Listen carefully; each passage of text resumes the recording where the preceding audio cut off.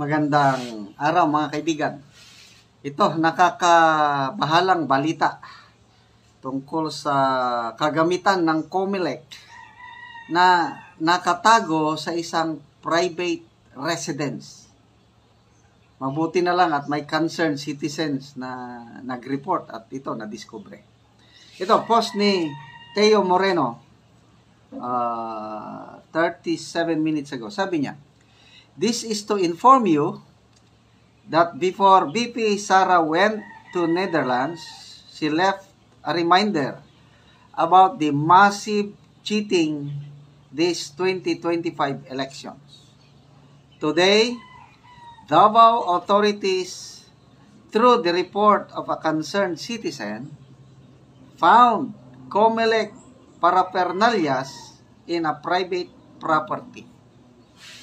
Sign, sabi niya, sinyales."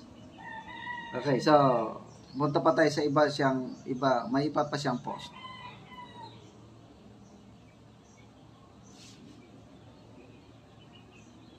Ito, Teo Moreno, "You cannot place COMELEC paraphernalia in a private property, even temporarily. That's prohibited." Okay, sinare niya ang post ng EDSA Davao. Sabi, ang post ng EDSA Davao, "Look, a concerned citizen reports to Buhangin Police Station an alleged presence of COMELEC paraphernalia in a residence at Santol Street, Purok Santo Niño, Dumanlas, Buhangin, Davao City. According to the owner of the residence, the contents of the boxes were allegedly solar panels and Wi-Fi transmission equipment from COMELEC Manila, intended for distribution to various barangays in the Davao region." Bakit mo i-deposito ang kagamitan sa election sa isang private residence? Grabe, no? Bakit? Wala bang COMELEC office sa Davao? Nako, nakakatakot man ito. Magbasa tayo sa mga comments. MG Drapesa, "Sir Teo Moreno, na ako'y GPM about COMELEC shit." Neneng Ibona, "May we have a clean election. Let the voice of the people be heard. Praying for COMELEC chairman to keep the election transparent." Love M. Meneses, "Garcia needs to be terminated."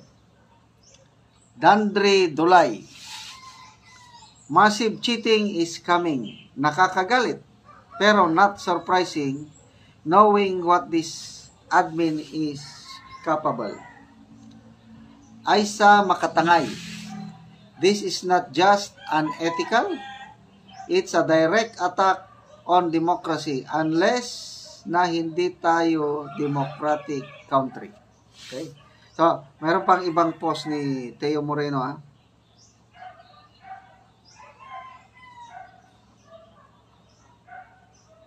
Okay, ito. Salamat kay Teo Moreno. Sabi ni Teo Moreno, "Bakit nasa bahay ang COMELEC paraphernalias?" Okay, by the way, ang mga pictures nandito. Yan, o. Buti na lang at naagapan. So, bakit nasa bahay? "These are not campaign materials. These are official COMELEC equipments, battery of vote counting machines, and Wi-Fi transmitters, and they are being stored in a private residence. This is a serious violation of election rules. These equipments are supposed to be under COMELEC custody inside secured, authorized storage, not in someone's home. Walang hiya. Saan sa batas pinapayagan yan? Akala ba namin secured, honest, at fair dapat ang eleksyon? Paano naging safe yan kung nasa kubeta ng pribadong individual ang mga kagamitan? Sa kubeta pa inilagay pala. Who gave permission to this? This isn't just a simple mistake. This could lead to tampering, vote manipulation, or pre-programming before election day. Nako, baka na pre-program na eh. Ano ba? Ay, nako. If we let this slide, how can we trust the result of the upcoming election? COMELEC, we demand answers now. Okay, so hintayin po natin ang sagot ng COMELEC. Okay, magbasa lang tayo sa mga ano. Ulitin natin, pasalamat tayo sa concerned citizen at yung mga barangay officials na umaksyon plus of course police. Dito mo makikita yung mga police sa Davao, although loyal sila sa commander-in-chief, sa ano, kailang yung pagmamahal nila sa bayan, nandiyan pa rin. Kasi kung ang police, hindi mo na masahan, hindi na nila pupuntahan yan. Kaya, congratulations sa mga police, barangay officials, at yung concerned citizen na nag-report. At least nalaman natin kaagad. At hihintayin natin ang sagot ng COMELEC. Okay. Carl Sal, sabi niya, it should be stored in the forwarder's warehouse, guarded 24/7 by men in uniform. Oh, dapat.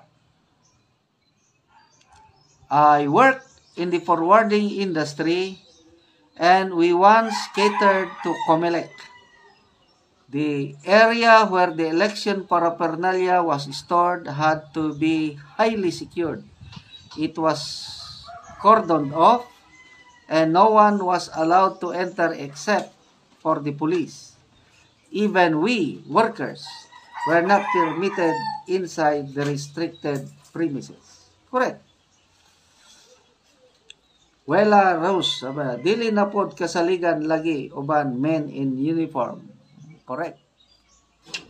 So, magdasal na lang po tayo na huwag silang gagawa ng hukus-pukus sa eleksyon. Sayang lang ang straight vote natin ng PDP laban kung matatalo lang tayo sa counting machines.